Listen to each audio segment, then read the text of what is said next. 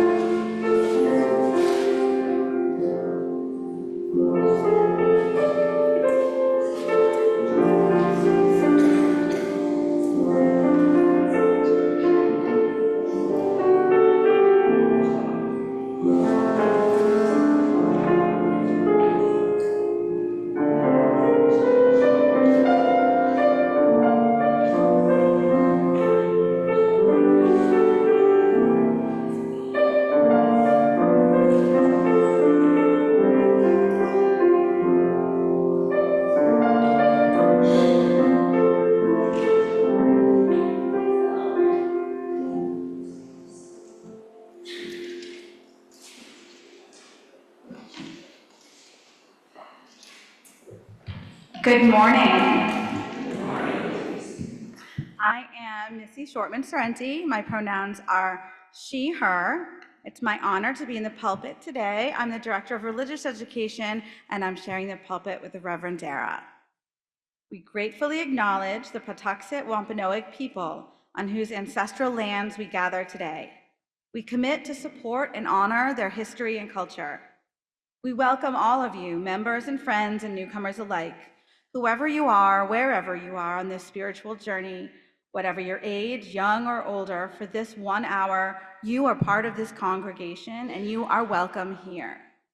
Everyone is invited to coffee hour following the service in the Assembly Hall. It's through the door on my left. Just follow the crowds. And for those who are visiting, please take a red mug so we can offer you a warm First Parish greeting. We have a few, thank you, the red mug. All right, we have a few announcements. Impromptu conversation on what and how First Parish can be prepared to offer help if SNAP benefits run out at the end of the month as a result of the government shutdown. Grab a coffee or other beverage and a snack and join Reverend Dara and members of our social justice team for a brainstorming session. We're having a Kaylee this afternoon from 5 to 6:30. Pizza, salad. Alex Pevner and Ted Lillies are doing music. It should be a lot of fun, so please join us. We'll be in front of the church because the weather did cooperate with us. Yay! We're also gonna have a fire pit and s'mores. It's very enticing. Congregation retreat is November 1st from 9 to 12 noon, facilitated by Evan Carvel-Ziemer, our regional UUA representative. Together, we will take time to envision what we want to build together. All right.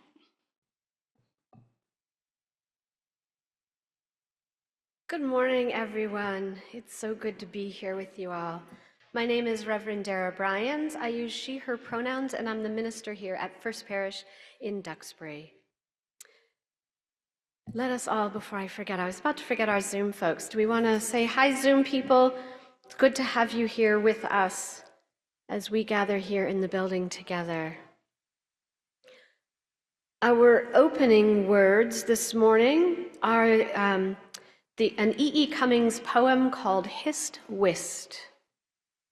Hist whist, little ghostlings, tiptoe, twinkle-toe, little twitchy witches and tingling goblins, hob a knob, little hoppy toad in tweeds, little itchy mousies with scuttling eyes, rustle and run and hide, whisk. Whisk, look out for the old woman with the wart on her nose. What she'll do to you, nobody knows.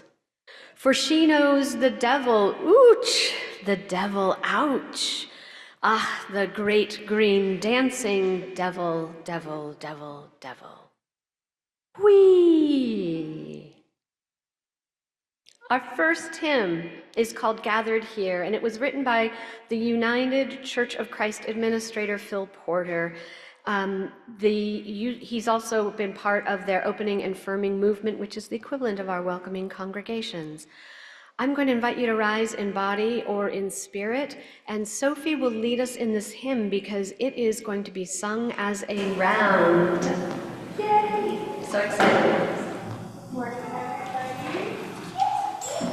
I'm going to sing this for one time, and then we're going to sing it together. And then we're going to sing it as a round. I will help.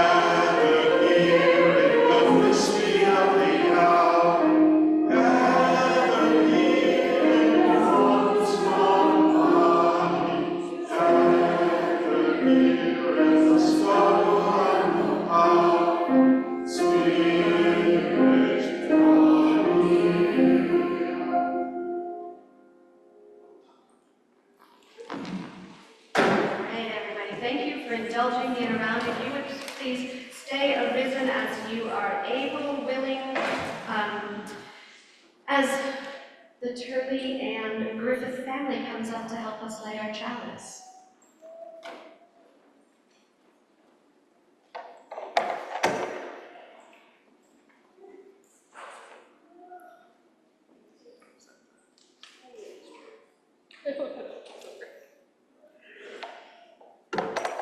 Just enjoy the theater for a moment.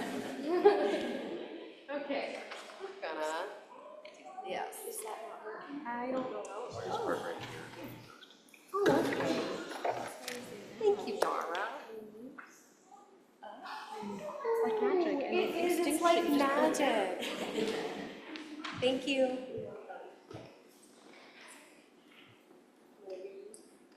Let this flame be to us a symbol of the wholeness we seek.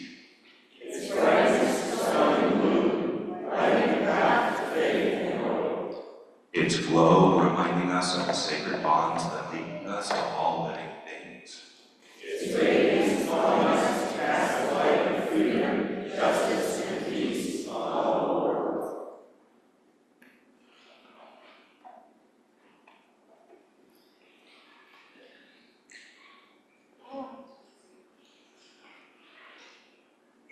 The earth and water, fire and air, the elements of wondrous grace, the glory of creation rare, encircles us in its embrace. Amen.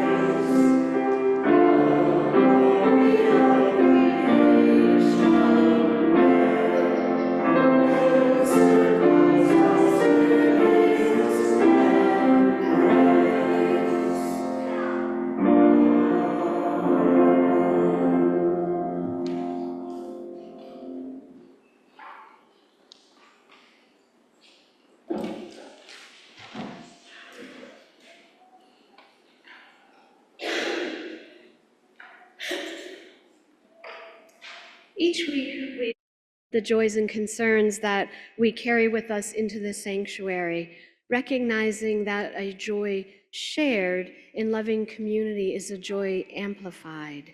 And in sharing our concerns with one another, we lay these burdens down to be held, even if only for a moment, by this community. And for those of you joining us online, I invite you to email me at revdara@uudux.org by Saturday night before the Sunday service, and I will include your joy or concern in the service. This morning, we have a joy from Regina.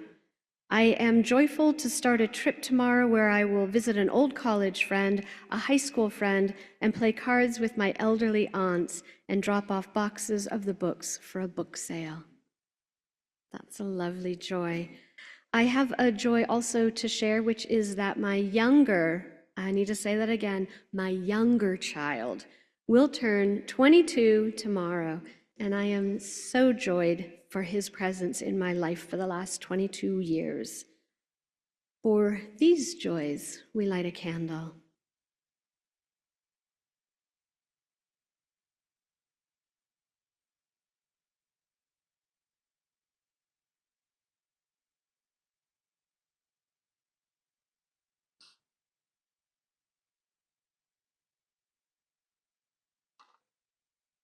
And for our concerns, we have no pre-submitted concerns except for one that I bring to the congregation today. I have a nephew who's lived with epilepsy since he was 8 years old, and he had brain surgery this summer to help alleviate his symptoms, which weren't controlled by medication. And it worked mostly, but he recently had a grand mal seizure that was not his normal. And so I ask for your love and your concern. If you are a believer in prayer, for you to lift up prayers for my nephew, Cole, who I adore and love. We light a candle for this concern.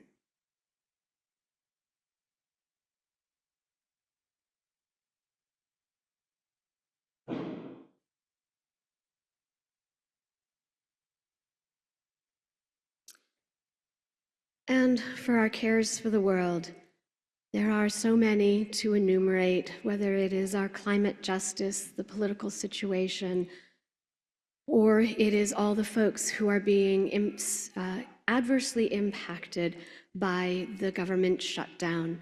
I want to lift up the possible ending of SNAP benefits for folks with food insecurity that will run out at the end of this month unless the government starts up again and begins funding. So for all of these cares for our world, I light a candle.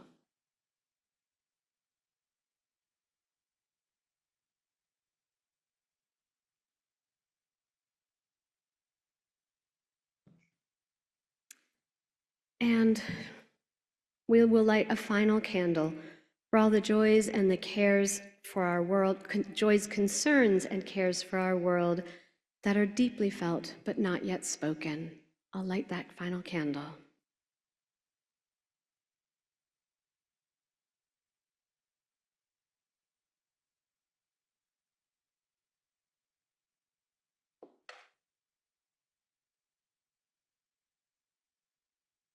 Our prayer this morning was written by Euro-American UU minister Reverend Deborah Hafner. She said of this prayer that it was inspired by the words of Meister Eckhart, who said, quote, if the only prayer that you ever say in your life is thank you, that is enough. So in this prayer, be ready in the first two lines to respond with thank you when and how you are prompted. Spirit of life and love, may we whisper thank you for all that is good in our lives. Thank you. May we shout thank you for the abundance of blessings. Thank you. May we feel thank you, thank you, thank you, deep within our hearts and around us right now. May we be thankful down to our bones for this time together. May we take the time to feed each other, take care of each other, appreciate and trust each other, and say, thank you. Amen and blessed be. I'd like to invite Missy down to lead us in our time for all ages.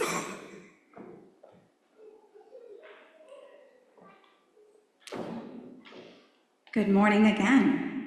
I'm going to be reading you a story today. The story I'm going to read is not a traditional Halloween tale. Usually, a witch in a spooky story is the villain. As I read this story to you, think about how the witch in this story acts in surprising ways. If you are small and you cannot see the screen and you want to come up and sit in front, you may do so.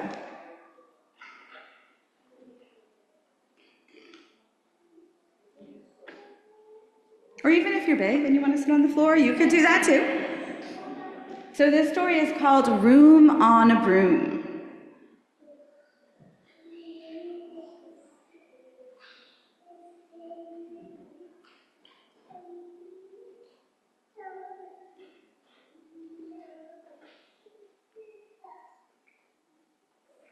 The witch had a cat, and a hat that was black, and long ginger hair in a braid down her back. How the cat purred, and how the witch grinned, as they sat on their broomstick and flew through the wind. But how the witch wailed, and how the cat spat, when the wind blew so wildly, it blew off the hat. Down, cried the witch, and they flew to the ground. They searched for the hat, but no hat could be found. Then out of the bushes, on thundering paws, there bounded a dog with the hat in its jaws. He dropped it politely, then eagerly said, as the witch pulled the hat firmly down on her head, I am a dog, as keen as can be. Is there room on the broom for a dog like me? Yes, cried the witch, and the dog clambered on. The witch tapped the broomstick, and whoosh, they were gone. Over the fields and the forest they flew. The dog wagged his tail, and the stormy wind blew. The witch laughed out loud and held on to her hat, but away blew the bow from her braid, just like that. Down, cried the witch, and they flew to the ground. They searched for the bow, but no bow could be found. Then out from a tree, with an ear-splitting shriek, there flapped a green bird with the bow in her beak. She dropped it politely and bent her head low, then said, as the witch tied her braid in the bow, I am a bird, as green as can be. Is there room on the broom for a bird like me? Yes, cried the witch. So the bird fluttered on, the witch tapped the broomstick, and whoosh, they were gone. Over the reeds and the rivers they flew. The bird shrieked with glee, and the stormy wind blew. They shot through the sky to the back of beyond. The wind clutched her bow, but let go of her wand. Down, cried the witch, and they flew to the ground. They searched for the wand, but no wand could be found. Then all of a sudden, from out of the pond, leaped a dripping wet frog with a dripping wet wand. He dropped it politely, then said with a croak, as the witch dried the wand on a fold of her cloak, I am a frog, as clean as can be. Is there room on the broom for a frog like me? Yes, said the witch. So the frog bounded on. The witch tapped the broomstick, and whoosh, they were gone. Over the moors and the mountain they flew. The frog jumped for joy. The broom snapped in two. Down fell the cat and the dog and the frog. Down they went tumbling into a bog. The witch's half broomstick flew into a cloud, and the witch heard a roar that was scary and loud. I am a dragon, as mean as can be, and which with french fries tastes delicious to me. No, cried the witch, flying higher and higher. The dragon flew after her, breathing out fire. Help, cried the witch, flying down to the ground. She looked all around, but no help could be found. The dragon drew near, with a glint in his eyes, and said, just this once I'll have witch without fries. But just as he planned to begin on his feast, from out of a ditch rose a horrible beast. It was tall, dark, and sticky, and feathered and furred. It had 4 frightful heads. It had wings like a bird, and its terrible voice, when it started to speak, was a yowl and a growl, and a croak and a shriek. It dripped and it squelched, and it strode from the ditch, and it said to the dragon, Buzz off, that's my witch. The dragon drew back and he started to shake. I'm sorry, he spluttered, I made a mistake. It's nice to have met you, but now I must fly. And he spread out his wings and was off through the sky. Then down flew the bird, and down jumped the frog. Down climbed the cat, and phew, said the dog. And thank you, oh thank you, the grateful witch cried. Without you, I'd be in that dragon's inside. Then she filled up her cauldron and said with a grin, find something, everyone, throw something in. So the frog found a lily, the cat found a cone, the bird found a twig, and the dog found a bone. They threw them all in, and the witch stirred them well. And while she was stirring, she muttered a spell. Iggity, ziggity, zaggity, zoom. Then out rose a truly magnificent broom, with seats for the witch and the cat and the dog, a nest for the bird, and a pool for the frog. Yes, cried the witch, and they all clambered on. The witch tapped the broomstick, and whoosh, they were gone. The end. So, some questions for people anywhere. Was the witch mean? No. How do we know that she wasn't mean? What did she do?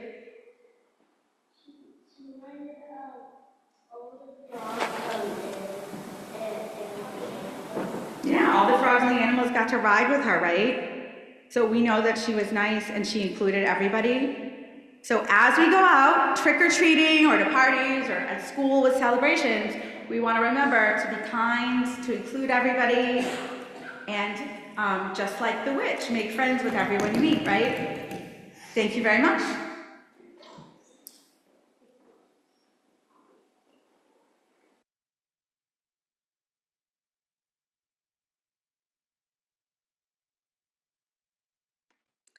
I like that. There's room on the broom for everyone. And this is the time in our service when we collect the morning's offering. This is the offering, the gifts that we give that support things like the Kaylee this evening, that make room for everyone to be here, to join in community and to celebrate, or our dinner church that last weekend was quite an adventure. So if you all want to come next month, watch out for the announcement in our distro.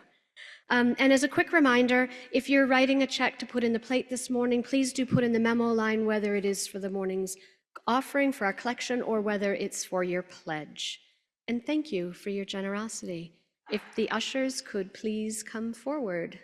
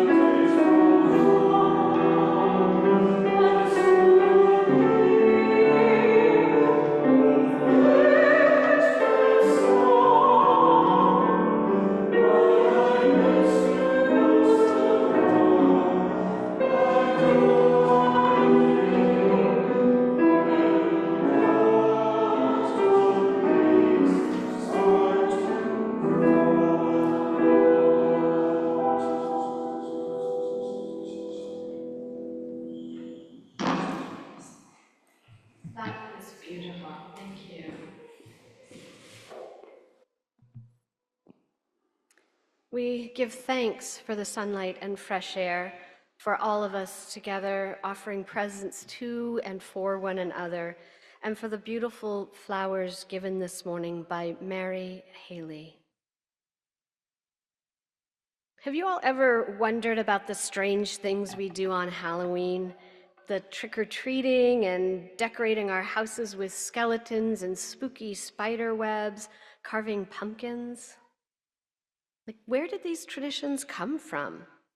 Did they ever have a purpose and a meaning beyond just pure fun? So it turns out we can trace much of we do back to Celtic pagan observances of Samhain. Samhain is a Gaelic word that refers to the end of the summer. It's a time when, as summer is drawing to a close and the harvest is in and winter is anticipated, and there's a belief that winter began a time of death. And at this time of Samhain, it was a threshold between the abundant growth of summer's bounty and winter's dark and fallow time. Samhain lies halfway between the summer equinox and the winter solstice, and on the night of October 31st, it was believed that the veil between the living and the world of the dead is at its thinnest. And on All Hallows' Eve, evil spirits, fairies, elves, goblins, and ghouls can slip across this veil to harm us. So this is where the trick-or-treating part comes in. The Celts believed that if they dressed up as these same spirits and goblins and ghosties and zombies and fairies, that they could scare away anything on the other side of the veil, and it would keep them from trying to slip over onto our side of the veil. And then, in order to really fool them, they would dress up as those ghosts and goblins, and then they would create mischief to be really realistic. And that would keep those other real ones from wanting to come over. And over time, townsfolk were just as irritated by their neighbors doing tricks, and they started offering them treats to pass their house by when they created mischief. And that was the trick or treat. So what about that carving of pumpkins? How does that fit into Halloween? Again, the tradition can be traced back to Samhain, except instead of carving pumpkins, they carved turnips. And part of the tradition for Samhain was to ritually light a bonfire, and there would be a ritual and a consecration of that fire, and the community would gather around this large bonfire, and they would join together in a meal and a ritual observance, and they believed that that fire warded off the evil spirits. So at the end of the evening, everyone took an ember from that communal fire and put it in their carved turnip and carried it home with them, believing that that ember would protect their homes from any kind of an evil. And another explanation I found said that we carve fearsome and ugly faces into our pumpkins because, again, those fierce faces would scare off anything evil from coming into our homes. And the Celts weren't the only ones who tried to ward off evil by dressing up as creatures they feared. In Germany, they have something called Hexenacht, and that's not celebrated at this time of the year. But when I was living in Germany as a college student, I was invited to a friend's home to celebrate Hexenacht. And what they do is women in the community would dress up as witches, and they would parade through the streets, singing songs and making mischief and cackling and pulling pranks. And the children and the adults not dressing up would take their brooms and they would sweep the witches down the streets and out of their communities, forcing all of that evil out of their community and their homes. And once that was done and the town was rid of the witches, the community gathered to celebrate around a bonfire and special Hexenacht treats. I forgot to say that Hexenacht is witch's night in German. So there's a universality of the idea of protecting ourselves and the things from the things that we don't understand and that could possibly harm us. So now we've got the whys of what we do, but what is the wise, W-I-S-E, of what we do at Halloween? What are the lessons that can be learned from these practices and traditions that we engage in? For me, Halloween speaks to our sometimes overwhelming fears of the unknown, whether of imaginative or supernatural creatures or actually even the harm and evil that people ourselves can do to one another. When one of my kids was little, a preschooler, he had night terrors. And we would create elaborate rituals every night. I'd get the vacuum out, and we would vacuum underneath his bed to vacuum up all of those monsters that like to collect under our beds at night. And then we had a special tincture with herbs from our garden, and I would spray the tincture all over his room to keep the evil spirits away. But my child, wise beyond his years, came to me and said, "Mom, my imagination is just too good. No matter what we do, I am going to come up with a new monster. We'll never be able to keep them out." And that is true. The power of our imaginations will always create things that we will be afraid of. And we will create beliefs and we will create rituals around keeping ourselves safe. We'll dress up as ghosts and ghouls to scare away the more frightening realities. Maybe we'll light fires and carry the light with us. And sometimes that light is figurative, and it is the light of community that we have when we gather together. These are some of the most powerful tools, I would say the most powerful tool we have against our fears. So this morning, we are going to engage in some of these spiritual practices. We're going to take about 10 minutes, and you will get to choose what you want to engage in.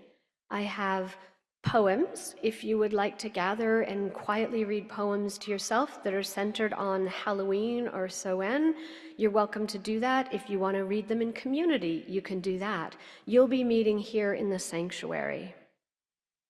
We have coloring, because coloring is such a grounding in spiritual practice. And in the assembly hall, you'll find coloring pages that Anna is leading people or helping. She's hosting that table, I'll say.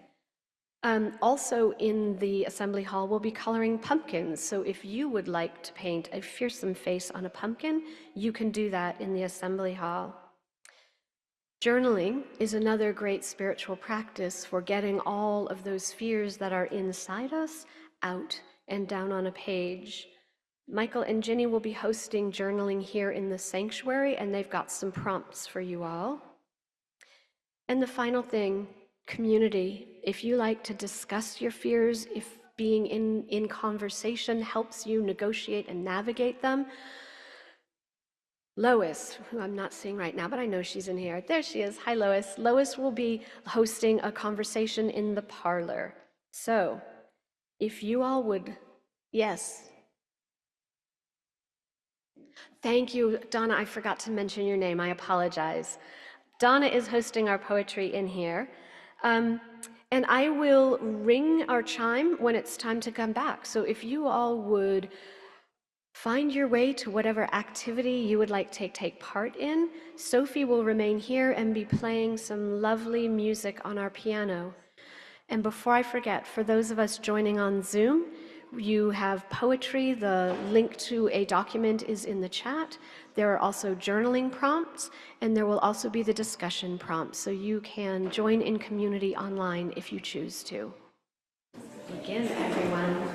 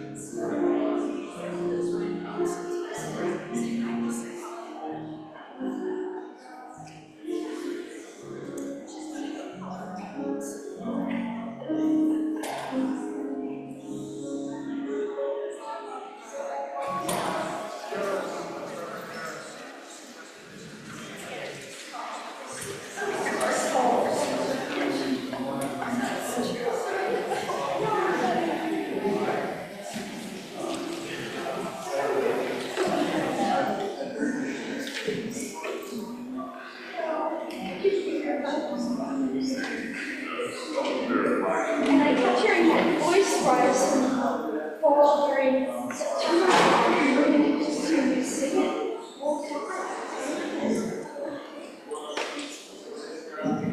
Such a pretty song. September song.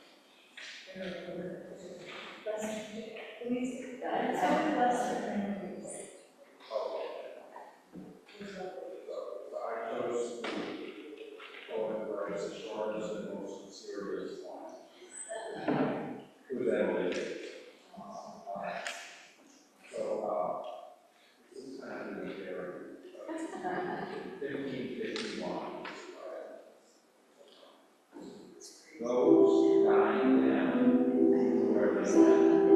they went to God.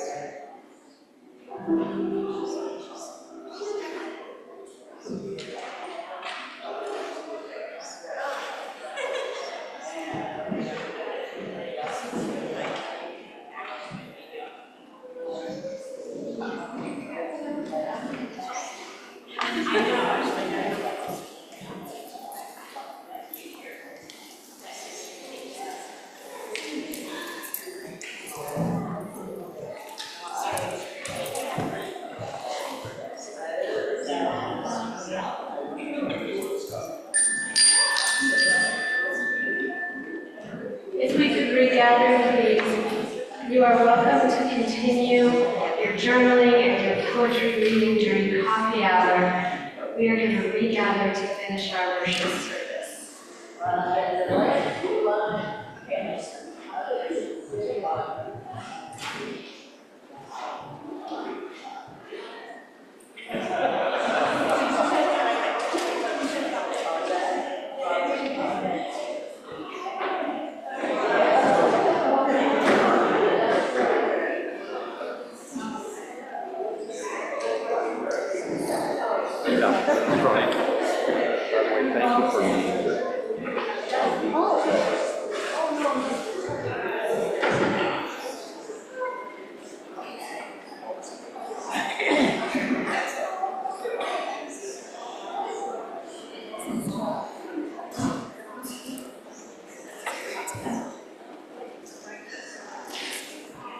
I hope you all enjoyed these spiritual practices.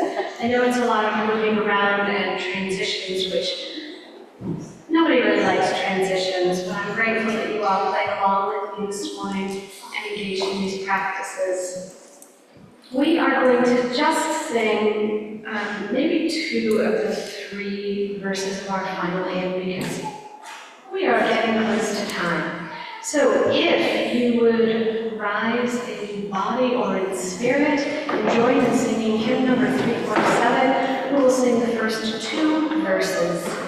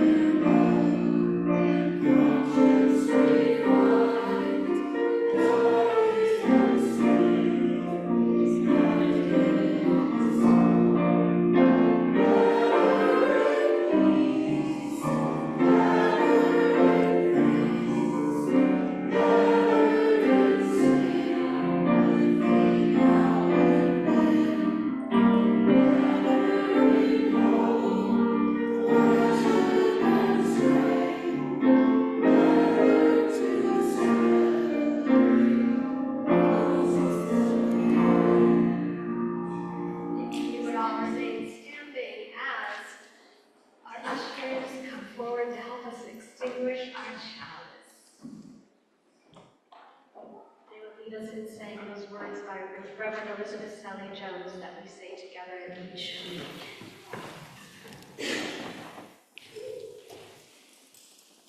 We extinguish this flame, but not the light of truth, the warmth of community, or the fire of ignorance. These we carry in our hearts until we are together again.